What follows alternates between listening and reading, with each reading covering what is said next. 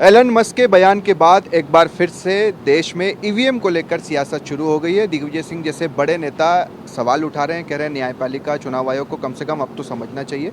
मंत्री विश्वास सारंग जी हमारे साथ हैं, उनसे बातचीत करते हैं। सर, अब देखिए, ईवीएम के मामले में चुनाव आयोग भी बहुत ही जिम्मेदारी के साथ इसका जवाब दे चुकी है। सुप्रीम कोर्ट ने भी संज्ञान लिया, उन्होंने भी निर्णय दे दिया।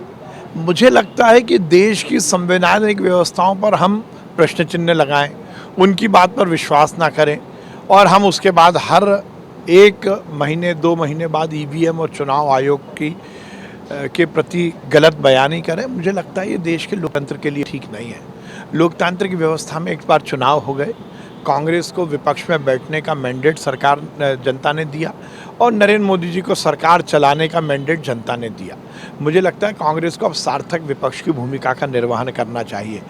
आप हार रहे हो तो कहते हो ईवीएम खराब है, आप जीत रहे हो तो फिर चुप हो जाते हो, ऐसे नहीं चलेगा।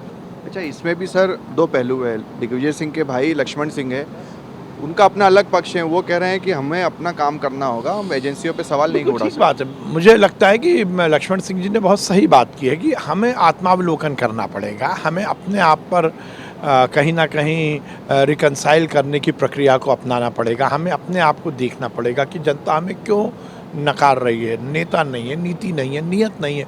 और अब आप 100 के पार तो गए नहीं और आप बहुत बातें कर रहे हो। अरे 3 चुनाव में जितने आपको सीट नहीं मिली, उससे ज़्यादा भाजपा को मिली है। ये तो यही बात हो गई कि एक बच्चा क्लास में फेल हो गया, जब उसके पेरेंट्स ने रिपोर्ट कार्ड पर साइन करने से पहले पूछा तो उसने कहा फला बच्चा पिछली बार टॉप किया था, उसके 2 नंबर कम हो गए, इसलिए मेरा फेल होना जस्टिफाई हो गया। ऐसा नहीं चलेगा। कांग्रेस फेल हुई है, कांग्रेस को मानना पड़ेगा।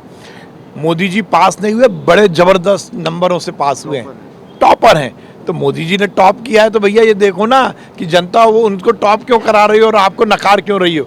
ईवीएम पर, सुप्रीम कोर्ट पर, चुनाव आयोग पर गाली देना, भाजपा को गाली देना, इससे काम नहीं चलेगा।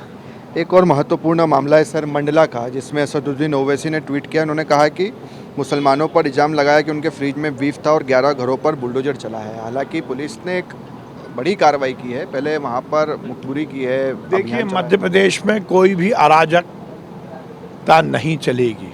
मध्य प्रदेश में किसी भी तरह की कानून व्यवस्था को हाथ में लेने वाले गुंडे बदमाश नहीं रहेंगे। हमारे मुख्यमंत्री जी का स्पष्ट निर्देश है और जो कार्रवाई हुई है वो न्याय संगत है। ऐसी अराजकता नहीं चलेगी। समाज को तोड़ने की हरकतें करने वाले नहीं चलेंगे। और जब गौवंश को लेकर एक कानून है तो उस कानून का जो पालन नहीं करेगा उस पर कार्रवाई होगी।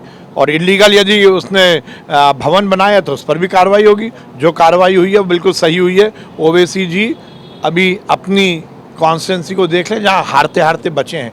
मध्य प्रदेश में आकर वैमनस्यता फैलाने की बात ना करें। और हर अपराधी की धर्म देखने की और जात देखने की ज़रूरत नहीं है। जो अपराधी होगा उसके खिलाफ कार्रवाई होगी। ये मोहन यादव जी की सरकार है और इसमें जो गलत करेगा उस पर कार्रवाई होगी। चलिए, जो गलत करेगा उस पर कार्रवाई होगी। और मोहन सरकार जो भी कार्रवाई कर रही है उसमें धर्म, संप्रदाय, जाति, ये सारी चीज़ें नहीं देख रही है। कैमरा पर्सन मुकेश के साथ शुभम गुप्ता, TV9 भारतवर्ष, भोपाल।